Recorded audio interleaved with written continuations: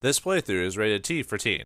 So this is where all the learning happens, books and whatnot. I hope all the money that went to this place is worth it in the end, but I seriously doubt it. Greetings and salutations, viewers. Vauldemare back here with another episode of Syberia. In the last episode, I almost said something else there for a second. In the last episode, we started part 2 as we enter Borstadt University, and well, we got to get the train running. For some reason, I thought I could run back here, but now we're in the university now. So, whoa, look at this place. Looks like Rocky could run up there. Oh, wow, that didn't give us much time to look at the background there as we see the mammoths and everything like that. Skips. I'm kind of glad it does skip it, but it doesn't give us much time to look at the artwork. We kind of just have to stare at it. But yeah, the multiple mammoths there and everything like that. Yeah, I keep hearing the da da da da da da da da da da da da da da da da da da, or however the song goes. It's been forever since I've watched Rocky. But yeah, we've been here, but unfortunately the train can't move on. It stopped automatically, so whether Hans had been here before or the spring load in our train wore out, it's hard to say, but let's take a look and see what's in this place. Apparently some rectors or whatever of this university want to talk to us for some odd reason.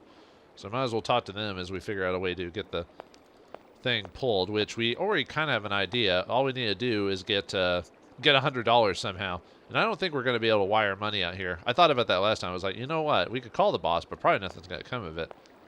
So we might have to get it on our own, but who knows? Maybe we can call him. So it looks like we've got a random door here. An egg. And something to put there. This thing's jammed. It's about to be jammed. Okay, so nothing there. We don't have anything in our inventory yet, too. Well, actually, could we? I don't think we could do anything with this. No, didn't think so. Okay. Okay, nothing else here. Oh, we see a guy off in the distance. Let's see if we can talk to him. Maybe he can point us in the right direction. Okay, let's get out of here. Nothing for now. Here we see, let's go into this side of the map. Or at least I didn't see anything else interactive. Hello. Let's see. Anything else? Other than going inside, of course, the university. Yeah, it almost looks like a weird prison than a university, but maybe I'm used to Western colleges than Eastern, European colleges. Hey, baby, you party? You sure looking mighty fine. Love those big, round eyes. Just who do you think you are? Hey, spunky. I like that in a lady. Okay, I'm hooked. Come on, Zol. I'll let you buy me that coffee. I don't remember ever asking. Hey, don't play hard to get. I know you like it big time. Listen, kid. Go back home and play with your toy cars and forget you ever saw me. Yeah, I feel like that kid's never actually talked to an actual woman before, because what was that? Never met her before? But I don't know, there are people like that, so sometimes it works, sometimes it doesn't. In this case, Kate's already got a fiancé. Hello. So. Hey, baby, you party? You should just who do hey. Okay, listen. Just repeating herself, so. Alright, that guy's a creep, let's ignore him. Nothing to do with the story. And seriously, he has nothing to do with the story, he's just there to hit on you, so. Perhaps there's not a lot of ladies in the area and he's just anxious, but no sense losing your manners now. Well, maybe you'll get lucky or not, but not with Kate. Not today. Ooh, look at this place. You can tell it hasn't seen the best of days in some spots. Doesn't look terrible, just... Oh, excuse me. Ooh. Yeah, look at this place. Yeah, say much for the decor, if anything. Okay, what's our first objective? Well, I mean, other than find the rectors. Let's kind of just look around. Let's go left first. Then we'll kind of check everything else. We'll have to eventually check everything, but... Well, it's like this is the paleontology part of the department, with all the animals, bones and stuff like that. I wonder if they're real or not. Maybe. Let's see if what's in that door. Is it locked? Ooh, the library. Natura non facit siltus. Doctus something anima something. Anyway, I'm not sure what that means in Latin. Like I said, it was forever ago since I studied that, so I've forgotten most of it. Same with any of the languages I've learned. Yeah, might as well check it out. The library might have something for us. Oh, we can go up there as well. Let's see if we can actually go up there or not, or if that was just a... Oh, there's a couple of people in here as well. I wonder if they're just background noise. Let's see. Just seeing if anything's interactive. Don't think so. Yeah, it seems like it's just... Oh, that one says... I think that's a man. M. Medidina anima. Maybe. That said, you're probably gonna expect me to butcher all these words and phrases, so you just have to deal with it, yo. No, I like the calm, serene music of the library. Or if that's just the area, that's probably more the area music, but yeah, nothing seemed obvious to check. Unless I'm actively, yeah, nothing obvious anyway popping up, so.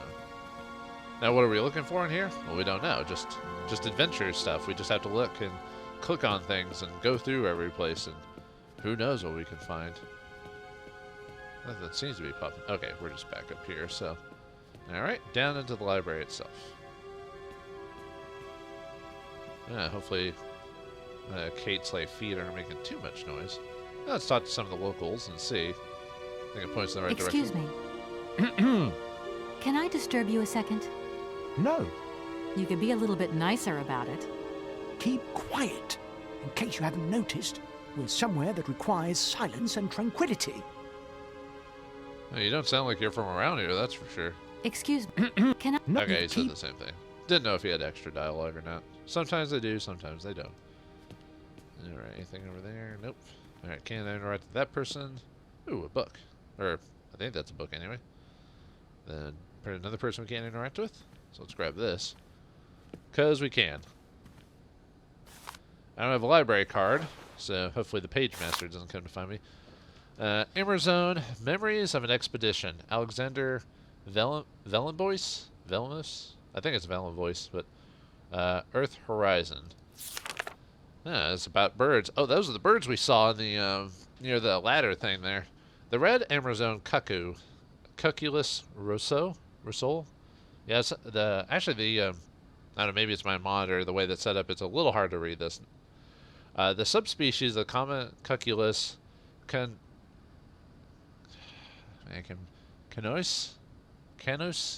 is endemic in the Emerzone forest. Emerzone? Wait, isn't that should be Amazon? I think that might be a misspelling.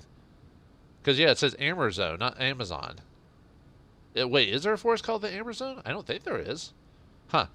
Okay. It is one of the region's most brightly colored species. The male's plumage is bright vermilion, while the female's is a little bit more russet, and neutral. I can't. Yeah, like I said, it might be the way that the screen's looking at the images or something. Habitat and food. The red cuckoo inhabits the more isolated and dense areas in the Amazon forest. It is reliant on the thick upper foliage of the rainforest to live its lonely existence. The explorer may nevertheless have an excellent view of the bird when the animal ventures to lower branches in search of forest Sauvignon grapes. The wild vines provide the bird with the majority of its food. The cuckoo is particularly partial to its juicy fruit. The red cuckoo may sometimes gorge itself on this fruit to the point of drunkenness, rendering it an easy prey for any jungle predator. Eat and be eaten, such is the implacable law of nature. Reproduction. Like other species of cuckoo, the red Amazon cuckoo delegates the task of raising its young to other birds.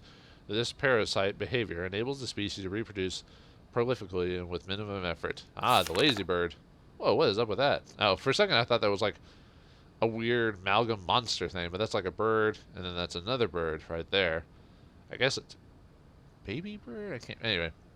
The female cuckoo scouts its territory on the lookout for nests under construction. She chooses the moment when owners are absent to lay her eggs, generally in the afternoon. The host, meanwhile, will lay mainly in the morning. After laying an egg in her selected nest, the female will remove one of its host eggs and destroy it or eat it later. The cuckoo's egg generally hatches before the eggs of its adopted brothers and sisters. The cuckoo chick will instinctively edge the other eggs from the nest. The young cuckoo grows fast. Sometimes its foster parents will perch on the back of the hungry chick to feed it. Even if the cuckoo's egg is very different to the smaller host eggs, it nevertheless mimics the host egg in certain ways. Not perfectly, but just enough to be accepted by most species.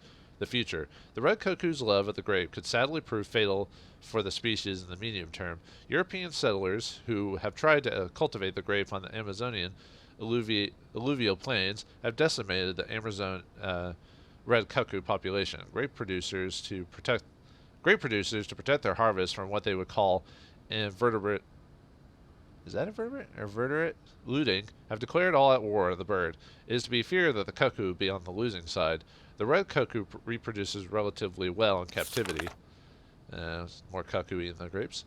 and is one of the jewels of the crown of the Borstadt University anthological collection. However, scientists at the university have their own reservations about the species and its propensity to become practically invasive whenever conditions are favorable to it, to the detriment of others varied species.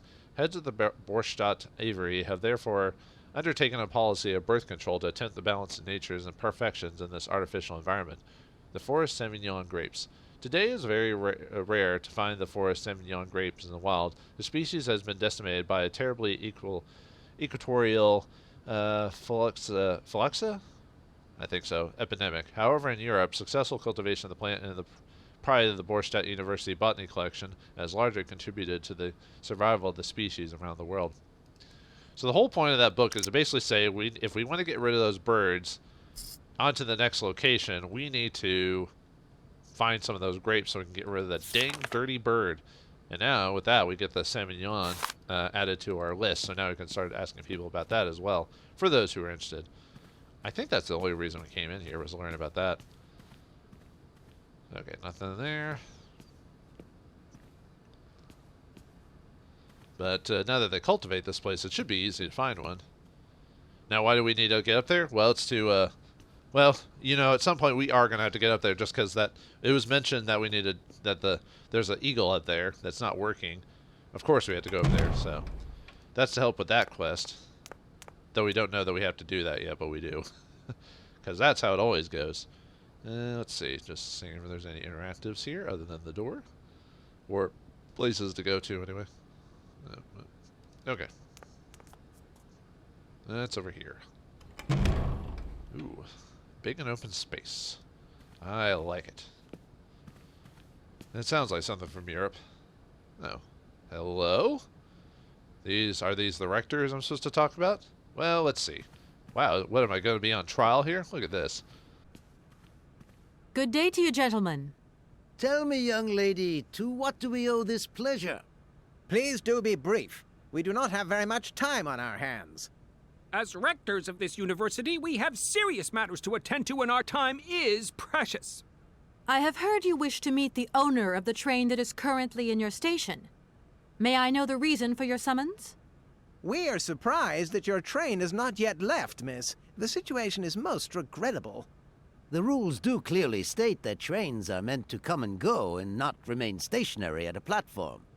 Trains should first stop, then subsequently leave. That is the rule. We agree then, dear colleagues, that what we're dealing with is deviant behavior. This matter really is cause for concern. It's a clockwork train, you see? So it needs winding up again. Unfortunately, there is no equipment in the station to do this. A clockwork train? That's strange.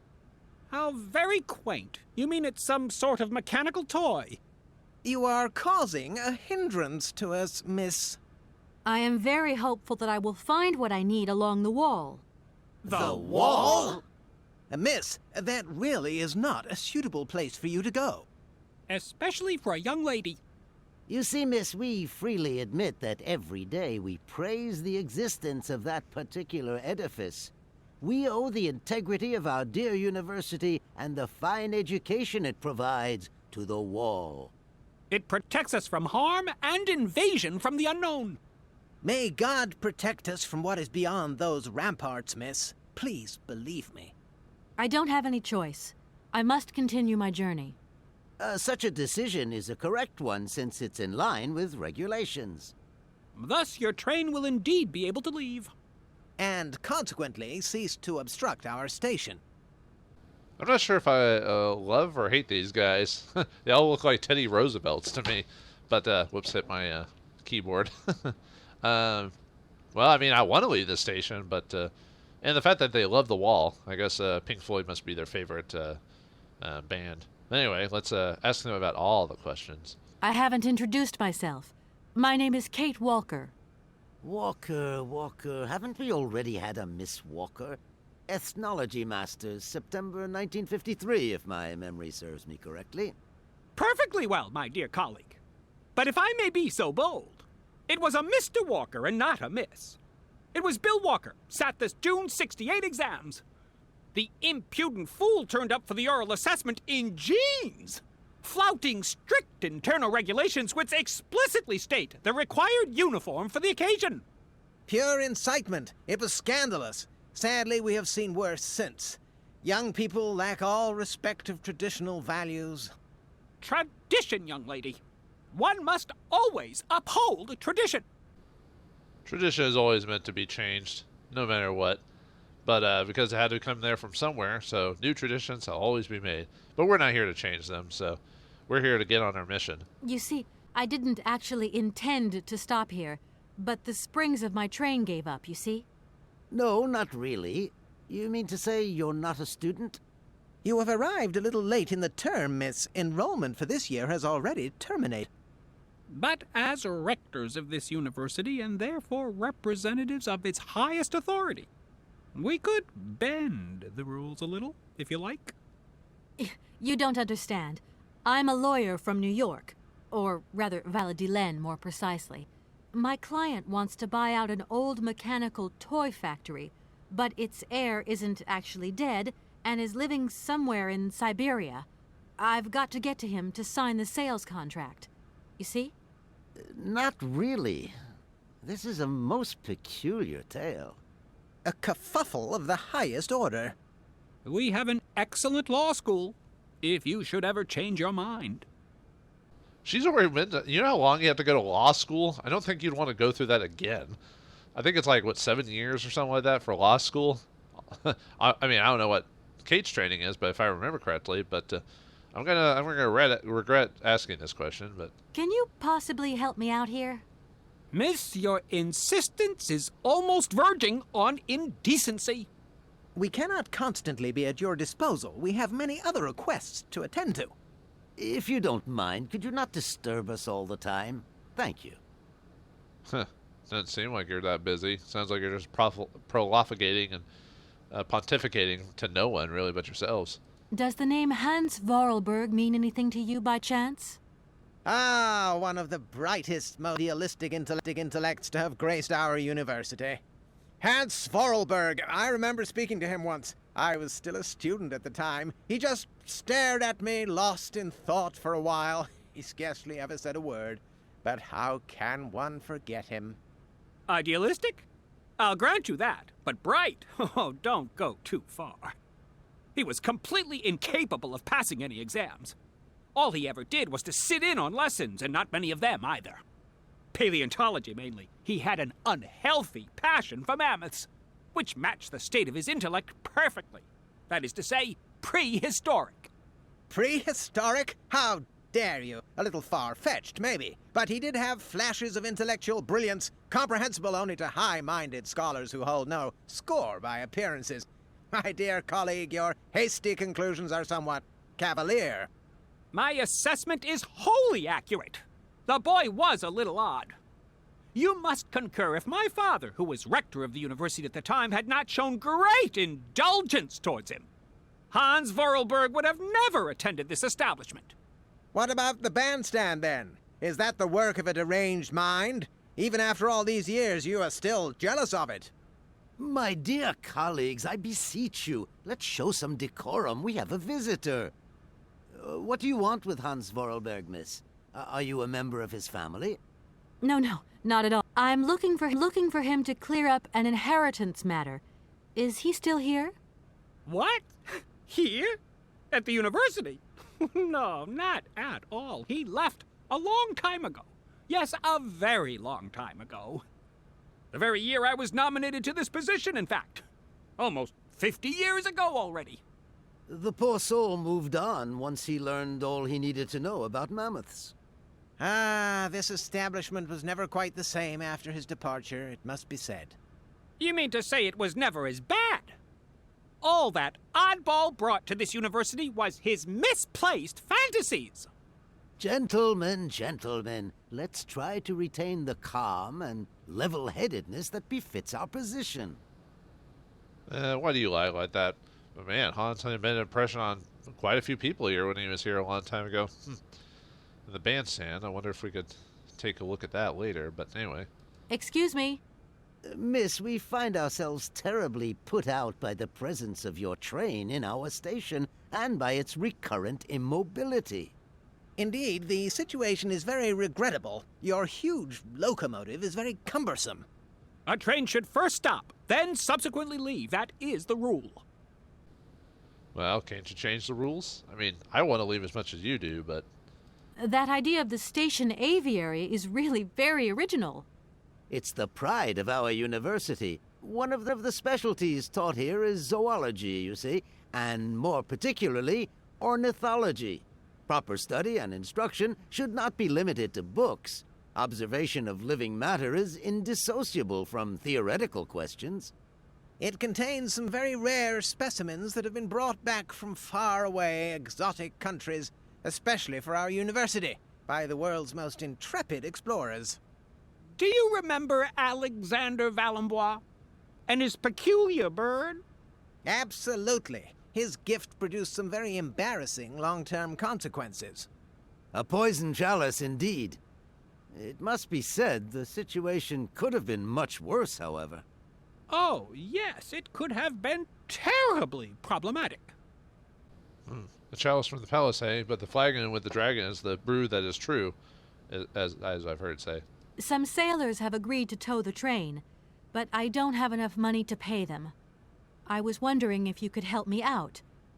For a while. I could work for the money. Please wait, miss. We have certain confibulations to attend to.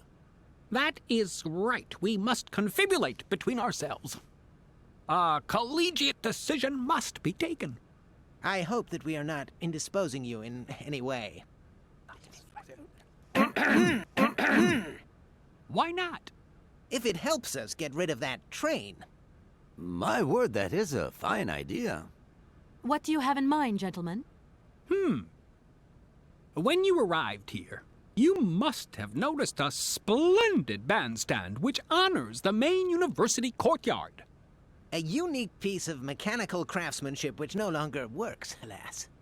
Why, yes, we have very moving memories of its melodies. We're prepared to offer you a financial reward if you can set it working again. With pleasure. What do I have to do? Unfortunately, my dear, time and rust have taken their toll on this university, and our automatons no longer have a spring in their step. You are going to have to be resourceful. To tell you the truth, there are a number of complex mechanisms here in Barakstadt, and it would appear that we have unfortunately lost their operating instructions. Your train, however, is an extremely ingenious invention, so you should be no stranger to complex mechanisms, should you? We are therefore counting on your ingenuity, miss. I hope that I can show myself worthy of your faith in me, gentlemen. Well, my dear colleagues, one more university matter nicely tied up. So basically leaving it up to me as a point-and-click adventure game protagonist to do what I normally do to get the money. Great. Now, the surprising thing is how $100. This isn't even America. Like, who would carry that currency around? Why do I feel like it's just going to somehow work out? But, all right, so we got to answer the question. I guess that's what that was when we first walked in, that little interactive thing. That was actually the bandstand. So I guess I didn't notice the thing on the top there. So anyway, last question, and we'll head on out to figure out the next step in our detail. You wouldn't know if there is any Forest Sauvignon here in Barakstadt, would you? Absolutely. When he says absolutely, he means, of course, absolutely none.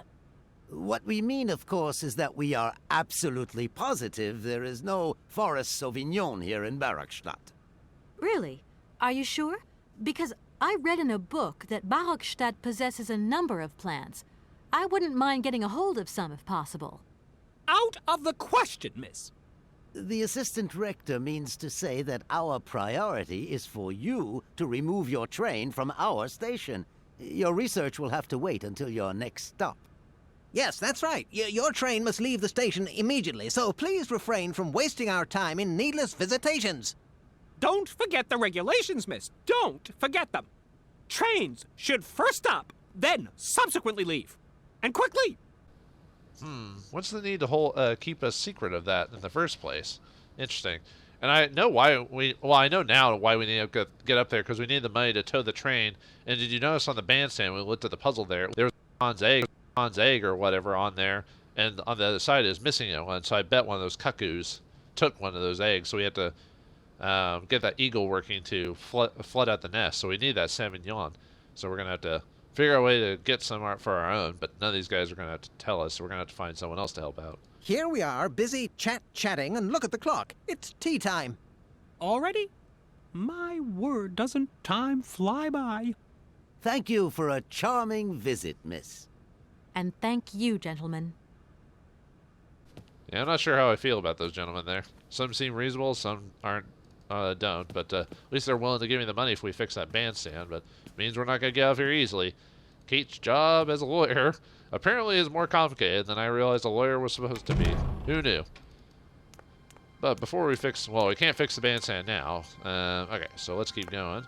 So let's check the rest of this library out before we, okay, looks like we can kind of go upstairs, I think, but let's check this mammoth location. Yeah, we can go upstairs.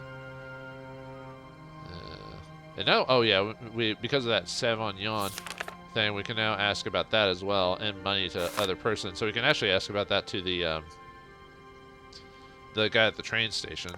Actually, we probably can ask the old people. They probably can't tell me anything about that at all, but it'd be interesting to see if they have any dialogue pertaining to that. Okay, let's try. Oh, hello. Got another. Let's see. He probably is a professor. A professor of what? It's hard to say. Usually in fantasy or fiction, they always have a professor be a master of all sciences, even though that's realistically impossible. But anyway. Hello, sir. Good day. Excuse me. Sir, please, just a moment. Yes, what is it? I'm not deaf, you know. I am sorry to disturb you in your work, sir, but... This young Mammothus primigenius is barely 40,000 years old. Fantastic, wouldn't you say, miss? Yes. Probably. What do you mean, probably? I don't know. You don't know? Oh, you don't know, I see. What can I do for you, my dear child? This voice actor seems familiar, like I've heard him before. Most of the voice actors I don't recognize in this game, because I think it was a British company that did most of the voice acting for this, if I recall, but anyway. To tell you the truth, I don't know very much about mammoths, and I'm not here as a student. In fact, I'm a lawyer. It's all right. Nobody's perfect. All the same, the study of the Pleistocene period is fascinating. I'm sure it is, but I'm sorry to say my current mission is totally monopolizing my time. Another time, maybe.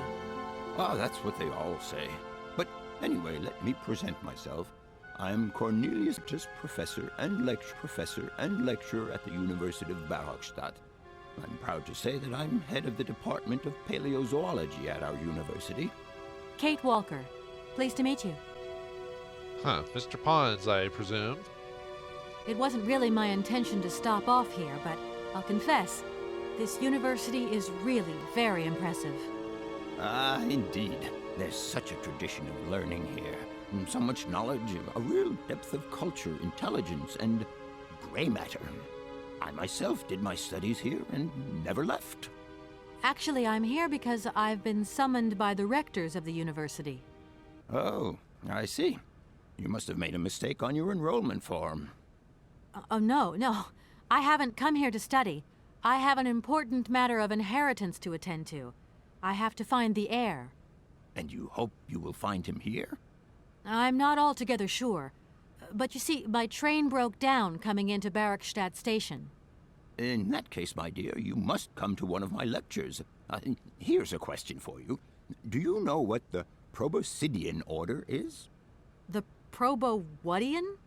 Ah, you see? There are gaps in your knowledge that need refreshing. Well, I mean, she's not a paleontologist, so, but okay. I mean, we all have gaps in our knowledge that could help fill, but sometimes we don't want it to be filled. I feel I've lost my way a little here. I could really do with your help. But you've chosen your moment. I absolutely must finish off my lecture for this afternoon. It's a lecture about mammoths? Oh, yes and no. More specifically, it is about their migration. Do excuse me, I need to concentrate. Well, we're not done talking, so you can concentrate after I ask you all the questions. To tell you the truth, I'm looking for Mr. Hans Vorarlberg. He's the sole heir of a very unusual factory. My company is in charge of negotiations for the takeover of this factory. At last word, he was living in Syberia, so as soon as my train is ready, I'll be continuing my journey eastwards. Syberia. Ah, Syberia. But what was it you said again? Said what? You mentioned a name. The person you are looking for. Vorarlberg. Hans Vorarlberg. Do you know him? Hans Vorarlberg. How could I forget him? Such an extraordinary fellow. So inventive. We shared a passion for mammoths, you know, and we bonded over this passion. Without it, I confess, I would have had little to do with an odd, ageless retard like Hans. At the time, we were both students. Well, sort of. Put it this way. Hans had special permission to attend paleontology lectures. You see, he didn't really have the necessary qualifications. In exchange, Hans did a few odd... Your Hans Vorarlberg sounds uncannily like the one I'm looking for. I'm not sure, my dear. Hans was above all questions of money and business. Just to imagine him running a factory, perish the thought. Can you tell me a little bit more about him? He was always a mystery to me. He never said very much, and never quite seemed to grasp what you said to him. He expressed himself instead through his incredible mechanical contraptions. His inventions, I admit, have been much appreciated by the university. The few times we really did talk, it was about his strange interest for mammoths and a doll. Some sort of doll that obsessed him. A doll, you say? Yes. He kept talking about it. One day he described it to me. A sort of children's toy. A miniature mammoth mounted by a mout. It appears he found it in a cave not far from his home. The event all sounds very dramatic. His account was slightly confused, but it awoke a great interest in me. What do you mean? To my knowledge, there was only one tribe who made figurines featuring a mout, and that tribe is the Yukols. They live in the farthest reaches of Syberia, and for them, the dolls constituted a sacred object, illustrating one of their central legends, how from the frozen Siberian north to a cave in the French Alps is a mystery to me. Even today, it is beyond my comprehension. Have you considered that Hans Vorarlberg was maybe making it up? You said yourself he didn't seem to have all his mental facilities intact. No, that's impossible. Hans couldn't invent the story like that. The doll is a sacred part of the Syberia legend. He described it to me in exact detail. Syberia itself is a chimera that paleontologists of the world are very fond of pursuing. Huh. Well, that was interesting. A little bit of info. So, how did the doll get there? I don't think that mystery ever gets really solved other than maybe just tribes moving and maybe because of weather conditions or food or whatever. But everyone seemed to be impressed upon Hans despite his social awkwardness. But arriving in Barrackstadt is an amazing experience. I've never seen such a station. You came by train? Yes, in a kind of clockwork train with a spring mechanism that winds down regularly. You mean you drive a train? Young ladies of today never cease to amaze me. Oh, no, I'm not the engineer. The train's engineer is actually an automaton. I am sorry, all this probably sounds very strange. A clockwork train, driven by an automaton? I once knew a man long ago who could have invented such a train. It was he who did square. To think that he was even capable of creating such a gadget.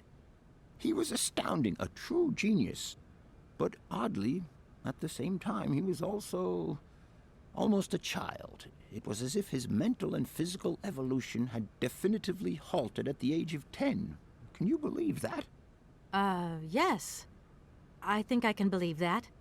At least I'm beginning to.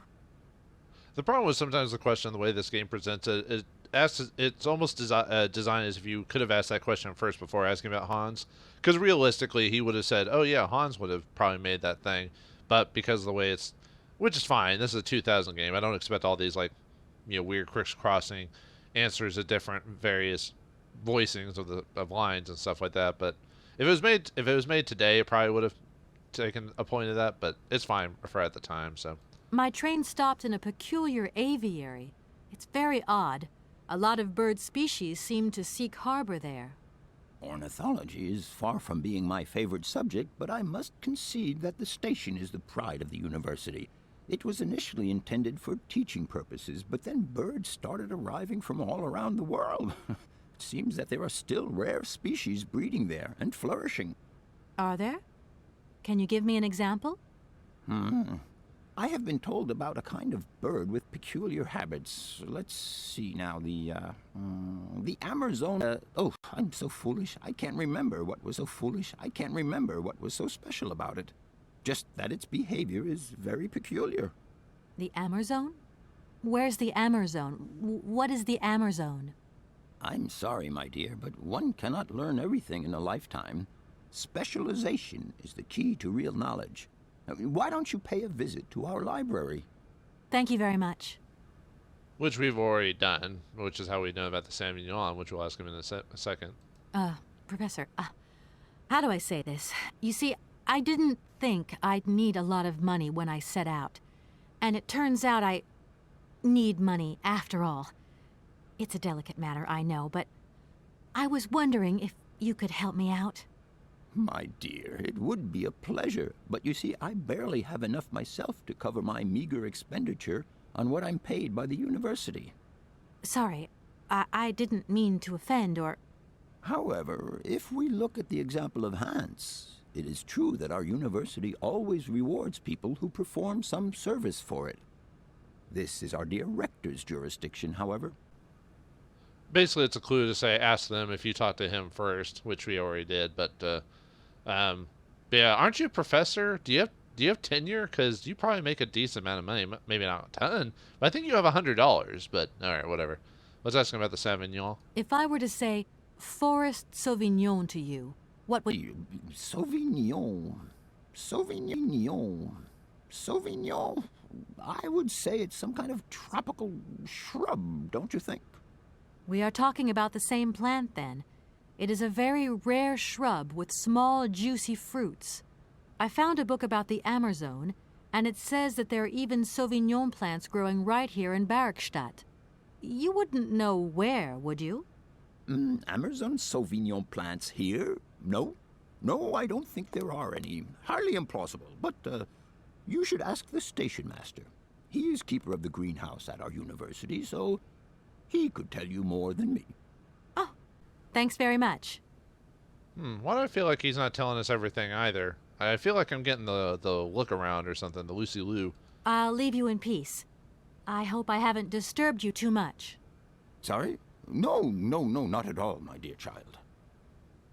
Yeah, that seems odd, but he has given us directions, so we can go back to the station master and ask him about that. We could also ask him about the money, even though we already know what we need to do. So what does the station master know that the Sauvignon, and what else does the university have to offer? And can we fix the bandstand? Find out about one of these answers next time in the next episode of Syberia. Thanks for watching, hope you enjoyed, and I'll see you next time.